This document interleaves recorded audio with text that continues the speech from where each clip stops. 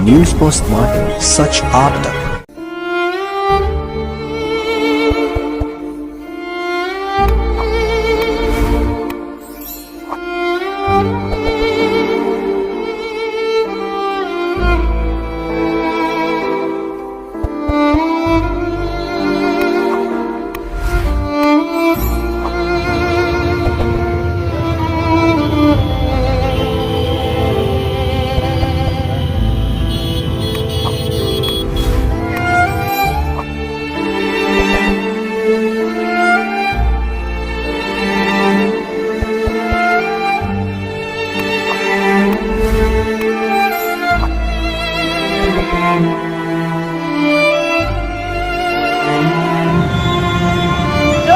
जोहार, मैं गायत्री शर्मा और आप देख रहे हैं न्यूज पोस्टमार्टम।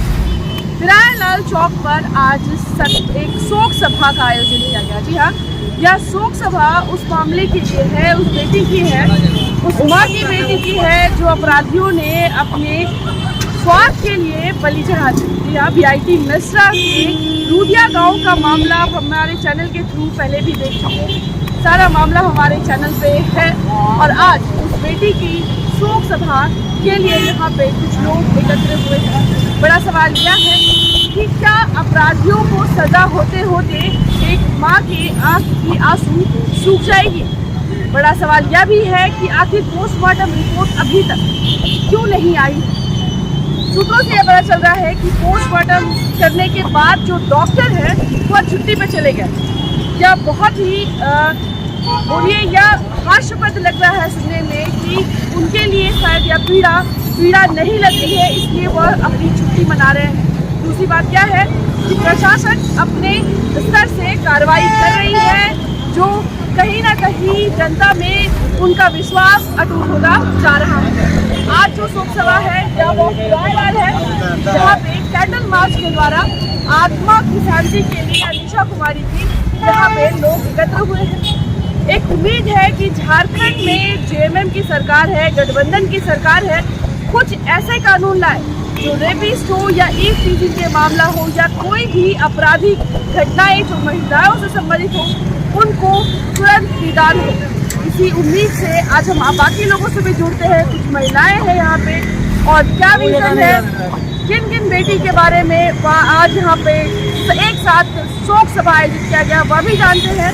चलिए सीधे जुड़ते हैं उनसे।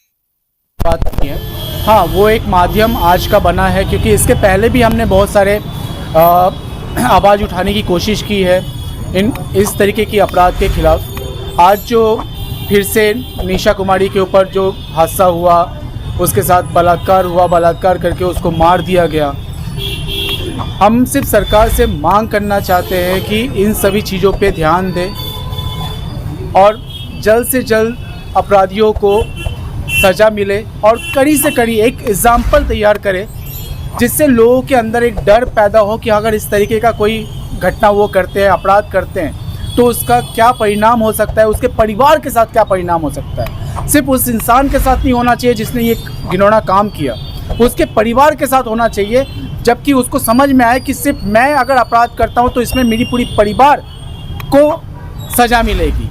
तब एक समाज में एक अच्छा मैसेज जा पाएगा, लोगों के अंदर डर पैदा होगा और कोई भी इस तरीके का घिनौना अपराध करने से डरेगा। क्योंकि लोग सोचते हैं कि आज ये कर लेंगे, केस चलेगा, बेल पे बाहर निकल आएंगे, अपना टाइम चलता रहेगा, अपना काम चलता रहेगा। बहुत सारे ऐसे केसेस होते हैं, बहुत सारे रेप केसेस ऐसे होते हैं। मैं एक केस के बारे में जानता हूँ, मुंबई में हुआ था, ये झारखंड की नहीं है बट फिर भी मैं उस बात को शेयर करता हूँ। जब उस केस का जब निर्णय आया तब उस महिला को मरे हुए, जिसके ऊपर बलात्कार हुआ था, उस महिला को मरे हुए 3 साल हो चुका था। तो ये हमारे न्याय की व्यवस्था है कि मतलब इतना लेट होता है किसी चीज़ का न्याय मिलने में कि लोगों के अंदर डर ही नहीं रह गया कि आज मैं कुछ करूँगा तो ठीक है ना, देखा जाएगा, केस लड़ेंगे, केस होगा।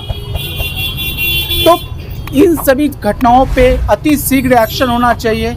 न्यायालय में चार्जशीट फाइनल होने के साथ साथ उसको सज़ा होना चाहिए। कोई सुनवाई नहीं, कोई डेट्स नहीं, सीधा फास्ट ट्रैक का गठन होता है, अपराधी को सजा भी मिलती है, लेकिन आखिर यहाँ किस उस जगह पे चूक हो रही है कि ये जो सिस्टम है वो अभी भी देखिए, महिलाओं के आप जो कह रहे हो फास्ट ट्रैक की बात, फास्ट ट्रैक कब होता है? जब हम मांग करते हैं।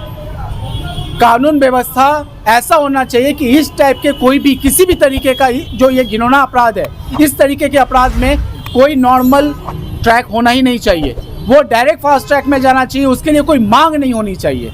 ये हमारे संविधान में, हमारे कानून में ये इस तरीके का संशोधन करना बहुत ज़रूरी है कि इस टाइप का कोई भी अपराध होता है तो उसे बिना मांग किए हुए उसको फास्ट ट्रैक में लिया जाए।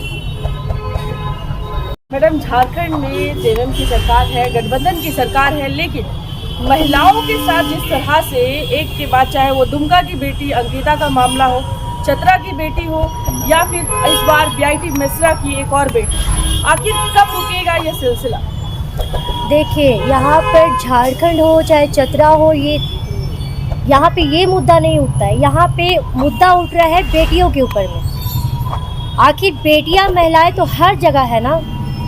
तो मैं सिर्फ सरकार से ये मांग करती हूँ कि सरकार कब तक आंखें मूंदे बैठेगी और कब तक हम कैंडल मार्च निकालते रहेंगे।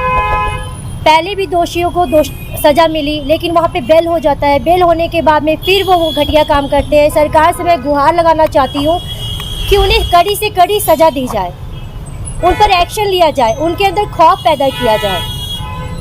और मैं उस माँ बाप के लिए आवाज़ उठाना चाहती हूँ, उनको न्याय दिलाना चाहती हूँ। उनकी बेटी वापस नहीं आ सकती, उनका दर्द हम कम नहीं कर सकते, लेकिन मैं भी एक माँ हूँ और माँ होने के नाते अगर सरकार हरकत पे नहीं आती है तो हमें मजबूरन महिलाओं को हथियार उठाना पड़ेगा, अपनी रक्षा स्वयं करनी पड़ेगी, तब सरकार की जाके आंखें खुलेंगी।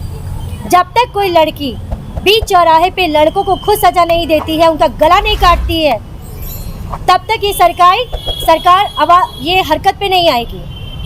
तो मैं सरकार से मांग करना चाह रही हूँ कि आप जल्द से जल्द हरकत पे आए और दोषियों को कड़ी से कड़ी सज़ा दी, ताकि आइंदा आगे किसी दरिंदे की हिम्मत ना हो। हम लड़कियाँ खिलौने नहीं होती हैं जो कोई भी राह चलते किसी को भी छेड़ के चले जाए, किसी का भी रेप करके चले जाए। रेप करने में बहुत मज़ा आता है, 2 मिनट लगता है, लेकिन उसकी ज़िंदगी बर्बाद हो जाती है। उस लड़की से पूछिए, उस परिवार से पूछिए कि उनकी इज्जत तार तार हो जाती है। हम महिलाओं की कहाँ गलती है? यहाँ पे 2.5 साल की, 6 साल की, 12 साल की लड़कियों का रेप हो जाता है, उन मासूम की क्या गलती है? तो बस मैं मांग करना चाह रही हूँ कि दोषियों को जल्द से जल्द कड़ी सज़ा मिली, तब उनकी आत्मा को शांति मिलेगी, उनकी माँ को शांति मिलेगी और आगे से कभी भी महिलाओं के साथ एक घटिया घिनौना हरकत ना हो। नहीं तो हम महिलाएं बहुत मजबूर हो जाएंगी रोड पे ये सब हरकत करने के लिए। अब हमें जागना होगा। बेटी पढ़ाओ बेटी बचाओ, कहाँ तक सहमत थे इस नारे से? सहमत मैं बिल्कुल नहीं हूँ अभी, क्योंकि कहाँ बच रहा है बेटी, कहाँ बच रही है बेटी, कहाँ पढ़ पा रही है बेटी? सिर्फ लिख देने से, स्लोगन दे देने से कोई कैसे इस पे अमल कर सकता है? ये लागू करना होगा हमें और हर औरत को आगे आना होगा।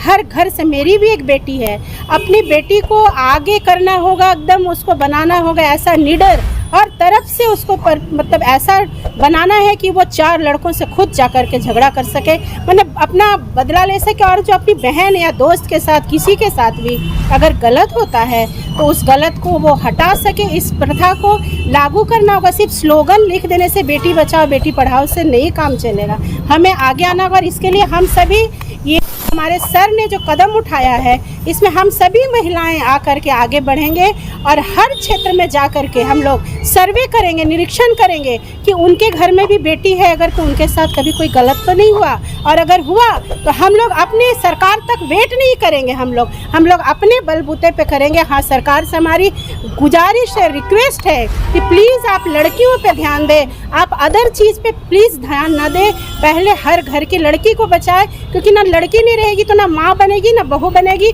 फिर आप सारे मर्द इस संसार को चलाना। बस यही मैं कहना चाहती हूँ।